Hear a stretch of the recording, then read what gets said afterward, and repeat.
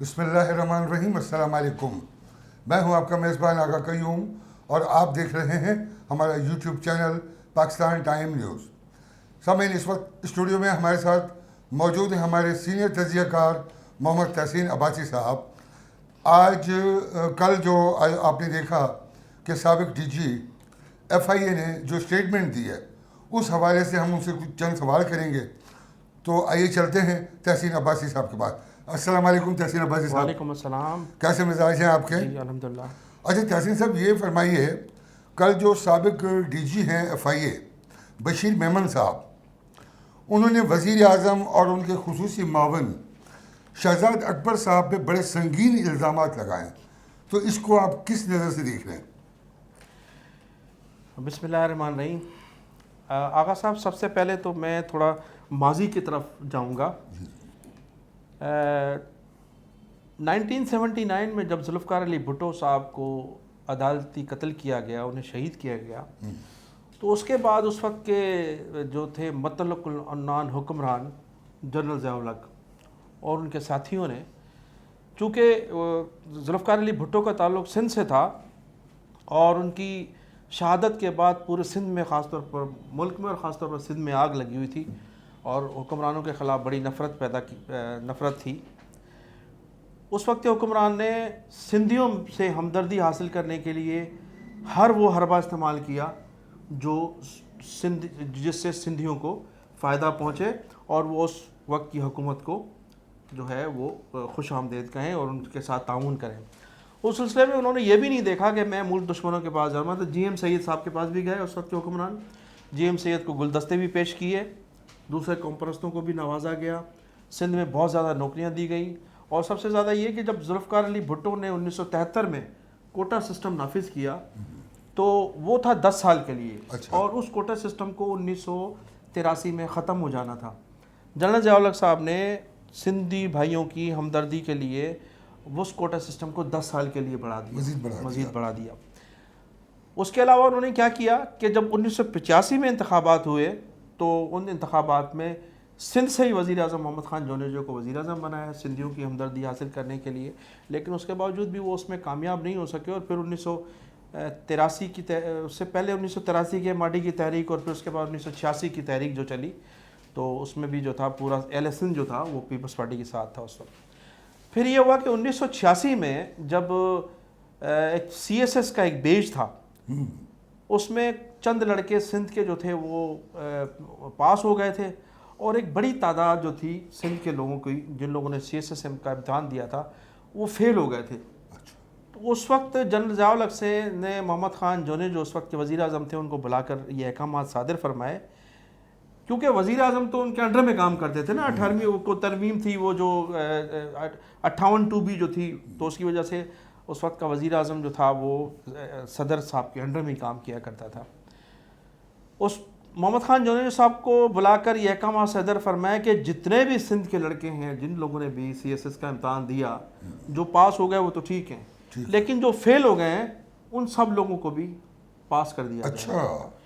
تو بشیر میمن صاحب جو تھے وہ 1986 کے اس بیچ کے افسر تھے جو تسلسل کے ساتھ چلے آ رہے تھے. ایک میں آپ کو اور خاص یہ بات بتاؤں کہ یہ جو اس بیچ کے افسر تھے ان پر کبھی بھی پاکستان پیپلز پارٹی نے اعتماد نہیں کیا اور انہیں وہ مسلم لیگ کے ہمدردی سمجھا جاتا تھا. یہی وجہ تھی کہ 1988 میں جب محترمہ بینظیر بھٹو نے اقتدار سنبھالا تو ایسے بہت سے افسران کو پوسٹیں نہیں دی گئی. 18 ماہ میں وہ پوسٹوں پر موجود نہیں تھے. اس کے بعد 1993 میں جب محترمہ بینظیر بھٹو دوبارہ وزیر اعظم بنی تو پھر ان افسروں کو دوبارہ فارغ کر دیا گیا اور یہ اپنے گھروں پر بیٹھے رہے اور ایسے افسران کو پوسٹنگیں نہیں دی گئی. بشیر میمن صاحب کا تعلق بھی جو ہے وہ مسلم لیگ کے ہمدردوں میں شمار ہوتا تھا. اور بشیر میمن صاحب شروع سے ہی اینٹی پیپلز پارٹی ہمیشہ کام کرتے رہے. اب جب انہیں ڈی جی ایف آئی اے بنایا گیا تو شریف برادران نے ان کو ڈی جی ایف آئی اے بنایا. نواز شریف اور شہباز شریف نے دونوں کے مشورے سے ان کو ڈی جی ایف آئی اے لگایا گیا. اور ڈی جی ایف آئی اے کیوں لگایا گیا کہ پاکستان پیپلز پارٹی کے جو لوگ تھے ان کے خلاف مقدمات بنانے کے لیے انہوں نے کہا گیا، خاص طور پر آصف زرداری کے خلاف انہوں نے مقدمات بنانے تھے ان کے خلاف. باقاعدہ انہوں نے جو ہے میاں برادران کے گھروں پر جا کر حلف بھی لیا اور یہ سمجھے بھی جاتے تھے کہ یہ مسلم لیگ کے جو ہے ہمدرد ہیں. تو ان کو ڈی جی ایف آئی اے بنایا گیا ایک طویل عرصے تک. اس دور میں بھی ڈی جی ایف آئی اے رہے. چونکہ آپ نے دیکھا, آپ تو دیکھتے ہوں گے کہ وہ شہباز شریف کہتے تھے کہ میں ان کو روڈوں پہ گھسیٹوں گا اور ان کو الٹا لٹکاؤں گا اور زرداری صاحب کا پیٹ پھاڑ کر جو ہے ساری, تو وہ سب یہ ایف آئی اے ڈی جی لگائے تھے بشیر میمن صاحب کو. انہی کے زور پر یہ کہا کرتے تھے کہ میں بشیر میمن صاحب لگے ہوئے تھے ڈی جی ایف آئی اے کے جناب, میں ان کا پیٹ پھاڑوں گا اور میں ان کو جو ہے وہ روڈوں پر گھسیٹوں گا. تو یہ تمام میٹنگیں اس سے پہلے شریف برادران کی قیادت میں ہوتی رہی ہیں اور شریف برادران ان پر زور دیتے رہے. بشیر میمن صاحب نے اس دور کی تو کہانی نہیں سنائی کہ میاں نواز شریف انہیں کون سے احکامات صادر فرماتے تھے, شہباز شریف انہیں کون سے احکامات صادر فرماتے تھے, زرداری کو کس طرح سے لٹکانا ہے, بلاول کے خلاف کون سے مقدمے دائر کرنے ہیں, فریال کو کس طرح سے گرفتار کرنا ہے, خورشید شاہ کے خلاف کیا کرنا ہے. یہ تمام میٹنگیں اس سے پہلے جو بشیر میمن صاحب کرتے رہے ہیں میاں برادران سے, ان کی انہوں نے تفصیلات نہیں بتائی. اب وہ کیوں نہیں بتائی, یہ سوال ان سے پوچھنے والا ہے. تو بشیر میمن صاحب اس زمانے کے افسر تھے اور ہمیشہ مسلم لیگ کے ساتھ رہے. ایک دور ایسا آیا جس میں یہ ڈی آئی جی سکھر تھے اور وہ تھے 2008 جیسی پیپلز پارٹی کا دور شروع ہوا محترمہ کی شہادت کے بعد, تو یہ ڈی آئی جی تھے چند روز کے لیے, اس کے بعد ان کو وہاں سے ہٹا دیا گیا تھا. تو بشیر میمن صاحب جو تھے, ابھی جو پیپلز پارٹی اور بشیر میمن کے درمیان جو روابط ہوئے وہ ہوئے سید ناصر حسین شاہ صاحب کی طرف سے. اچھا, ناصر حسین شاہ صاحب جو ہیں بشیر میمن صاحب کے بہت قریبی دوست ہیں.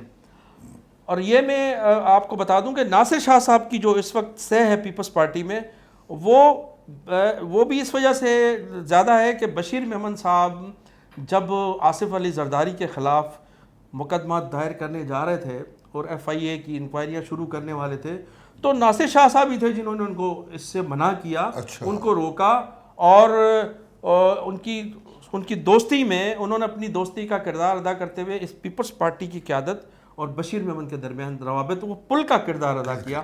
اور بشیر میمن صاحب نے یہ اپنی پورا جو تھا وہ اپنی دوستی کا حق ادا کیا اور وہ ان حرکات سے باز رہے جو وہ کرنے جا رہے تھے میاں برادران کے کہنے پر, شریف برادران کے کہنے پر. تو یہ جو سلسلہ ہے یہ ایسا ہے کہ اب بشیر میمن صاحب کی جو کل ان کا جو اسٹیٹمنٹ ہے جیو کو جو انہوں نے انٹرویو دیا ہے اور جو وہ مختلف چینلز کو انٹرویو دے رہے ہیں, تو اصل حقیقت یہ ہے کہ بشیر میمن صاحب مستقبل میں سینیٹر بننے جا رہے ہیں اور ان کی اب سینیٹ کی سیٹ بھی پکی ہو گئی ہے. ان کا ایک بھائی بھی الیکشن لڑتا رہا ہے صوبائی اسمبلی کا, اس کو شکست ہوئی ہے. اس سے پہلے میں یہ بھی انکشاف کروں گا, ڈی جی ایف آئی اے تھے بشیر میمن صاحب, تو اس کے ان کے بھتیجے کو ٹرانسپورٹ محکمے میں حیدرآباد میں سیکریٹری بھی لگایا گیا تھا. وہ اس وقت جو ہے وہ سید ناصر حسین شاہ صاحب ٹرانسپورٹ کے منسٹر تھے. تو بشیر میمن صاحب جو تھے یہ اس بیچ کے افسر ہیں جو فیل ہو چکے تھے اس دور میں, اور انہیں جو تھے جنرل ضیاء اللہ کے کہنے پر پروموٹ کیا گیا تھا اور پھر ان کو جو ہے وہ نوکریاں اس دور میں ملی تھی. جی آغا صاحب. اچھا, بشیر میمن صاحب نے ایک اور بڑا سنگین الزام لگایا ہے اور وہ یہ فرمایا ہے کہ مجھ پہ دباؤ تھا کہ میاں نواز شریف, شہباز شریف, مریم صفدر اور خاقان عباسی اور آپ کے خواجہ آصف, اس کے بعد سندھ میں آصف علی زرداری صاحب, فریال ٹالپور صاحبہ اور سید خورشید احمد شاہ صاحب اور نفیسہ شاہ صاحبہ, ان پہ آپ مقدمات قائم کریں, تو اس کے پیچھے کیا سچائی ہے؟ دیکھیں اس میں کوئی جو ہے اگر انہوں نے جو یہ الزامات لگائے ہیں ممکن ایسا ہو, اچھا, ہر حکومت کرتی ہے ایسا, ممکن ہے ایسا ہو کہ وزیر اعظم صاحب نے اور ان کے خصوصی معاون نے ان پر دباؤ ڈالا ہو کہ ان لوگوں کے خلاف جو ہے. میرا صرف یہ اختلاف ہے کہ انہوں نے ان چیزوں کا انکشاف کیا ہے کہ وزیر اعظم عمران خان اور شہزاد اکبر صاحب نے انہیں یہ کہا, لیکن انہیں اس چیز کا بھی انکشاف کرنا چاہیے کہ میاں نواز شریف نے, شہباز شریف نے اس دور میں انہیں جو پیپلز پارٹی کے لوگوں کے خلاف مقدمات بنانے کے لیے کہا گیا تھا وہ کون کون لوگ تھے. وہ دیکھیں نا, ابھی آپ اگر یہ ماضی اٹھا کر دیکھیں آغا صاحب, تو جتنی بھی پیپلز پارٹی کی قیادت کے خلاف مقدمات ہیں تو وہ انہی کے دور میں بنائے گئے. آصف علی زرداری صاحب کے خلاف 90% جو کیسز ہیں وہ میاں شریف برادران کے دور میں ہیں. آپ دیکھیں جو زبان کاٹی گئی تھی آصف علی زرداری صاحب کی, رانا مقبول صاحب وہ آج سینیٹر ہیں اور اسی سینیٹر سے انہوں نے ووٹ بھی لیا یوسف رضا گیلانی کے لیے. بالکل. تو یہ عجیب سیاست ہے ہمارے ملک کی. میں اس چیز کو ڈینائی نہیں کروں, ممکن ہے ایسا کہا ہوگا, بشیر محمد صاحب کی بات درست ہے, لیکن وہ یہ بھی تو بتائیں کہ شریف برادران نے ان کو کیا کیا کہا تھا, کن کن لوگوں کے خلاف مقدمات بنانے کے لیے کہا تھا. یہ بھی تو انکشاف کریں نا ان چیز کا. اچھا, بشیر محمد صاحب نے یہ جو سپریم کورٹ کے چیف جسٹس فائز صاحب تھے, انہوں نے یہ بھی فرمایا کہ ان کے خلاف بھی مجھ پہ پریشر دیا گیا تھا کہ ان کے خلاف بھی مقدمہ درج کرو. تو اس کے پیچھے میں تو نہیں سمجھتا کہ کوئی سچائی ہوگی. سر دیکھیں جو انہوں نے قانونی نکتہ بتایا ہے اس کے متعلق تو عمران خان خود بھی جانتے ہیں, اور فاروق نسیم صاحب کے لیے انہوں نے کہا, فاروق نسیم خود ایک بہت بڑے لائر ہیں, لا منسٹر رہے ہیں, ابھی بھی ہیں. تو اس قسم کی میں سمجھتا ہوں وہ جو انہوں نے الزام لگایا اس میں صداقت اس لیے نظر نہیں آتی کہ ایک قانون میں جب یہ چیز موجود ہی نہیں ہے تو وہ کس طرح سے ان کو یہ زور دیں گے کہ آپ ان کے خلاف مقدمات بنائیں اور ایک نیا ایشو پیدا ہو. تو میں نہیں سمجھتا کہ اس قسم کی کوئی گفتگو ہوئی ہوگی, لیکن اگر ہوئی بھی ہے تو غلط ہے, میں اس کو اچھا نہیں سمجھتا. اچھا, آخر میں ایک اور ہے, بشیر میمن صاحب نے ایک اب جو الزام لگائے ہیں یہ تقریباً آپ نے دیکھا, اب اس کے بعد آپ ملک میں سیاسی صورتحال کو کس نظریے سے سیاسی صورتحال تو وہی رہے گی, ان کے اسٹیٹمنٹ سے کوئی سیاست پر فرق نہیں پڑے گا. اب قوم ان سے یہ پوچھ رہی ہے کہ آپ اتنا عرصہ خاموش کیوں رہے, اور جسٹس فائز عیسیٰ کے حق میں فیصلہ آنے کے بعد آپ نے جو ہے یہ انکشاف کیا, اس سے پہلے آپ کہاں تھے؟ میرا تو خیال یہ کہ ایف آئی او کو ان کے بشیر میمن کے خلاف مقدمات داخل کرنے چاہیے اور انہیں گرفتار کر کے انکوائری کی جائے کہ آپ 2 سال خاموش کیوں تھے, اور جب آپ ڈی جی ایف آئی اے تھے تو اس عرصے میں آپ نے ان لوگوں کے خلاف جو مقدمات تھے وہ دائر کیوں نہیں کیے, جو اب نیب کر رہی ہے, جو نیب جن لوگوں کے خلاف مقدمات دائر کر رہی ہے, جو ریفرنسز آ رہے ہیں کرپشن کے خلاف, وہ اس وقت بشیر میمن صاحب نے کیوں داخل نہیں کیے, یہ خاموش تماشائی کیوں بنے ہوئے تھے. اس کے علاوہ بشیر میمن صاحب پر یہ بھی الزامات ہیں کہ انہوں نے ان کے پاس جو ہے انکم سے زیادہ جو ہے وہ ایسٹس ہیں, خلاف اس کی بھی انکوائری ہونی چاہیے, ان کو بھی کٹہرے میں لانا چاہیے اور ان سے باقاعدہ اس پر ایک کمیشن قائم ہو, کمیشن قائم کیا جائے, کمیشن انکوائری کرے کہ آپ جب نواز شریف کے دور میں ایف آئی اے ڈی جی بنے تھے تو اس وقت شریف برادران نے آپ پر جو زور ڈالا تھا, کن کن لوگوں کے خلاف, کن پیپلز پارٹی کی کون اہم شخصیات کو گرفتار کرنے کا ٹاسک آپ کو دے کر ڈی جی ایف آئی اے بنایا تھا. دیکھیں ڈی جی ایف آئی اے عمران خان نے ان کو نہیں بنایا, یا تحریک انصاف کے دور میں وہ ڈی جی ایف آئی اے نہیں بنے, وہ تو مسلم لیگ نون کے دور میں ڈی جی ایف آئی اے بنائے گئے, اور انہیں جو تھے وہ سندھ کے کچھ مسلم لیگی لے گئے تھے, انہوں نے باقاعدہ حلف اٹھوایا. اب بشیر محمد صاحب کہتے ہیں کہ میں سفارش تو یہ تھی کہ میں خود 22ویں گریڈ میں تھا. اگر آپ 22ویں گریڈ میں, تو 22ویں گریڈ میں تو 1000 افسر ہیں ہمارے سے پاکستان میں, اور سندھ میں بہت سے 22 گریڈ کے افسر ہیں, سندھ کے قابل لوگ ہیں, سندھ میں بڑی ٹیلنٹ موجود ہے, آپ سے اچھے قابل افسر موجود تھے. آپ کو جو افسر بنایا گیا تھا, آپ کو جو ڈی جی ایف آئی اے بنایا گیا تھا, وہ ان شرائط پر آپ سے کمٹمنٹ کی تھی کہ آپ آصف زرداری, فریال تالپور اور جو دوسرے وزراء ہیں ان کے خلاف آپ جو ہے کارروائی کریں گے, لیکن آپ نے نہیں کی.